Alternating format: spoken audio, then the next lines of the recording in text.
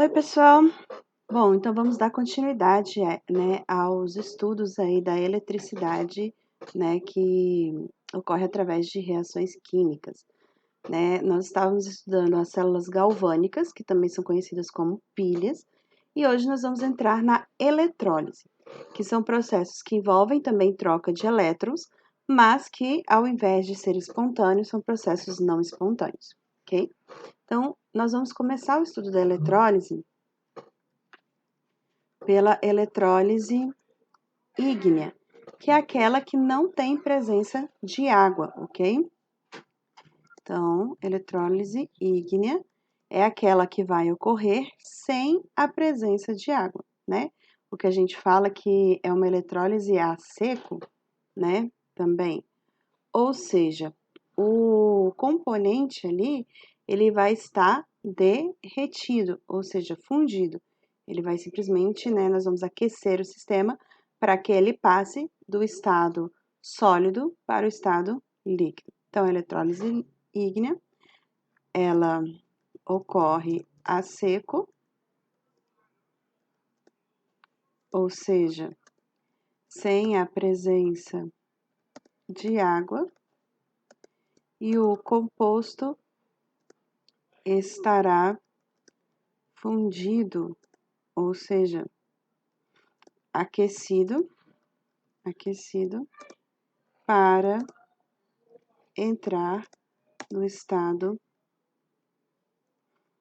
líquido, ok? Então, não tem ninguém aqui dissolvido, né? Nós estamos trabalhando com um processo que ocorre a altas temperaturas para que aquele composto iônico, né? Geralmente ele tem que ter a presença de cátions para que a gente ocorra a troca, né, dos elétrons aí que a gente quer no sistema.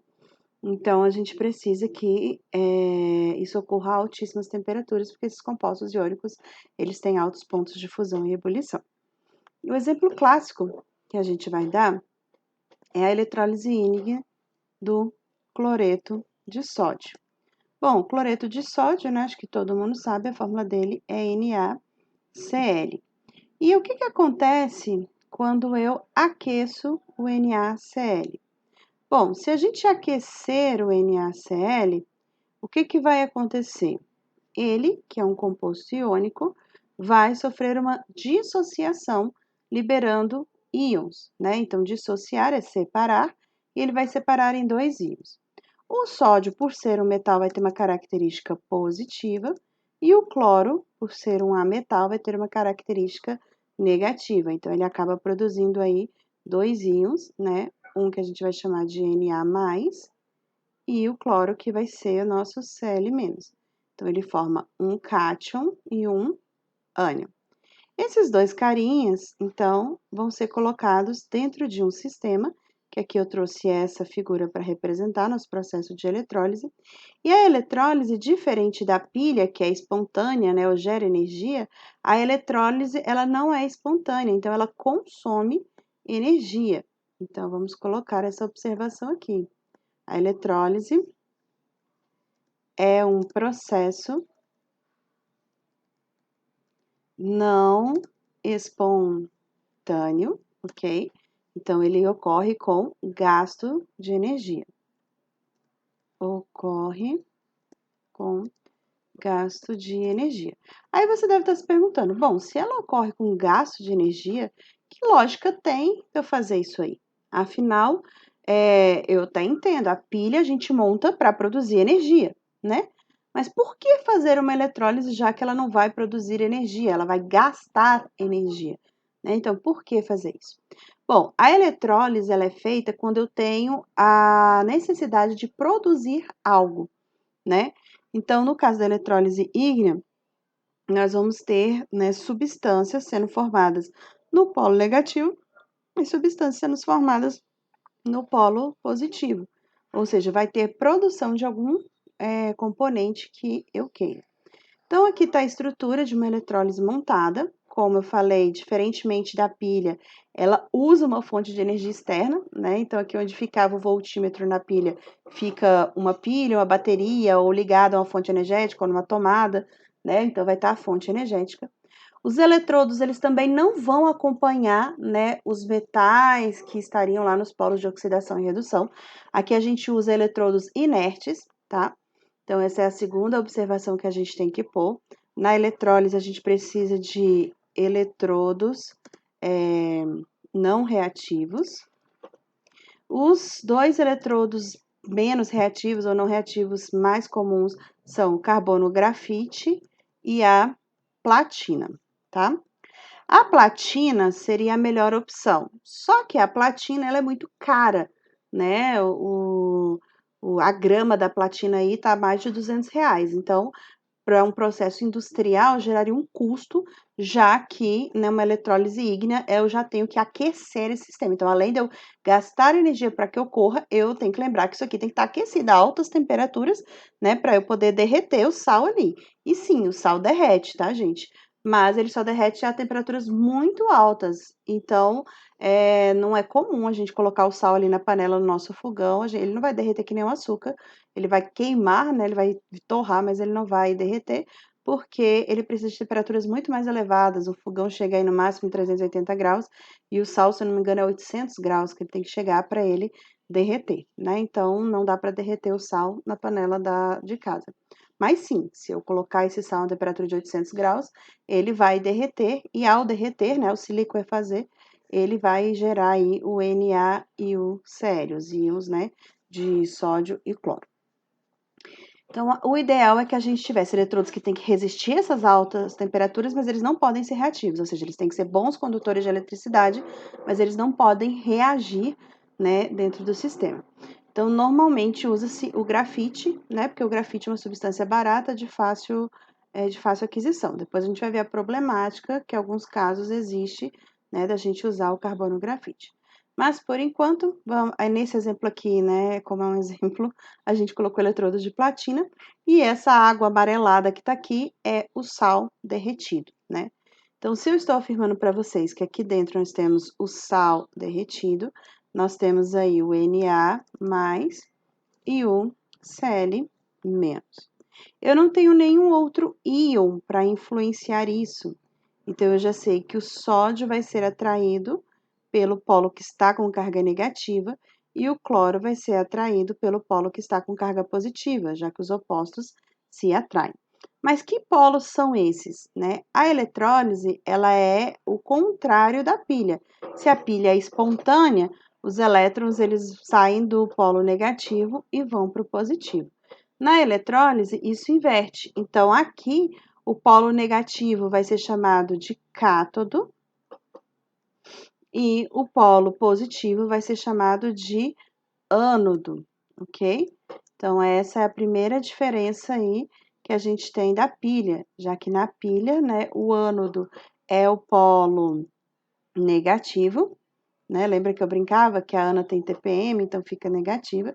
Aqui é quando acaba a TPM da Ana, né? Então, acabou a TPM da Ana, a gente ânodo, a gente vai colocá-la no polo positivo e o Carlos, né, vai pagar as contas da Ana, então ele vai ficar negativo nesse dia. Então, na eletrólise, as coisas são estranhas, elas são invertidas. Então, o ânodo está positivo e o cátodo é que está negativo, tá? Afinal, a gente está gastando energia, então a gente inverte os polos. E aí, o que acontece? O metal vai ser atraído pelo lado negativo e o ametal vai ser atraído pelo lado positivo. Então, nós vamos observar aqui, ó, que o sódio, né, que tem carga positiva, ele vai encostar no eletrodo que está, né, sendo eletrificado pelo polo negativo que vem lá da pilha, vai absorver este elétron, né? Então, vai absorver esse elétron e vai formar ele na forma de substância simples. Então, é esse que eu estou circulando de vermelho agora, para vocês prestarem atenção aqui, ó. Então, o que acontece? Ele tá aqui, ele tá absorvendo o elétron que ele precisava. Ao absorver esse elétron, ele, né, fica neutralizado. Se eu tinha um positivo e recebo um negativo, eu neutralizo o meu sistema. Então, a substância simples que o metal forma é ele na sua forma metálica. Então, a gente já pode afirmar que aqui no eletrodo de cátodo, vai ter a formação do sódio metálico. E sim, existe sódio na forma metálica, né? Então, é o Na que a gente vai representar, né, como o sódio metálico. Então, se a indústria tiver interesse, né, de obter sódio metálico, ela pode estar fazendo uma eletrólise ígnea do cloreto de sódio. Então, vai sair sódio metálico. Normalmente, a substância que está na forma metálica, a gente representa com um zerozinho em cima, né, para nós lembrarmos que ela está no seu estado de substância simples. Do outro lado, o cloro vai ser atraído pelo ânodo, que é o polo positivo. Ao chegar lá, se ele está com carga negativa, ele está com excesso de elétrons, e o polo positivo automaticamente está atraindo elétrons para ele, né? Ele está com pouco elétrons. Então, o cloro, ele chega ali perto e o elétron dele, né? Esse elétron que ele está em excesso, por isso que a carga dele é Cl-, vai ser atraído pelo eletrodo, e sendo atraído pelo eletrodo, né? Ele sobe para ir para o circuito elétrico. O cloro que perdeu elétrons, né, o sistema acaba se tornando a sua forma molecular. E qual é a forma molecular do cloro? Né? Ela é conhecida como Cl2 ou gás cloro. Então, a gente vai ter a obtenção de gás cloro no ânodo e de sódio metálico no cátodo. Isso é o princípio aí da eletrólise para a eletrólise ígnea do cloreto de sódio. Tá, professora, mas como é que eu vou saber? Bom, a dica é o seguinte: o, o ametal, ele sempre vai virar ele na sua forma molecular. O que é ele na sua forma molecular? É ele com um 2 na frente, basicamente, tá? Então, se for ametal, vai ser, né, o próprio ametal 2. Então, isso ficaria O2, Cl2, F2, I2, Br2 e assim por diante, né? E o metal sempre vai virar ele na sua forma metálica, que é simplesmente escrever o símbolo químico dele, né? E aí, se você quiser representar com um zerinho em cima, melhor ainda. Então, o metal, ele forma o metal, né? Na sua forma metálica, ou seja, é só o símbolo dele sozinho escrito. Se você quiser colocar um zerinho em cima para representar, também pode. Então, esse aqui é a dica do dia, né? Na eletrólise, o que for metal vai virar a sua forma metálica, é só escrever o símbolo, e o que for ametal vira a sua forma molecular. E aí, se eu quisesse saber a equação geral dessa eletrólise, né? Então, se eu quisesse saber a equação geral da eletrólise, eu ia falar o quê? Bom, eu tinha NaCl, esse NaCl interagiu com uma corrente elétrica e produziu o quê? Na no estado metálico mais gás cloro, que é o Cl2. E aí, basicamente, você já teria a sua equação química, né, de uma forma muito mais rápida, né, do que na pilha, por exemplo. Então, depois você poderia vir, né, balanceando a equação.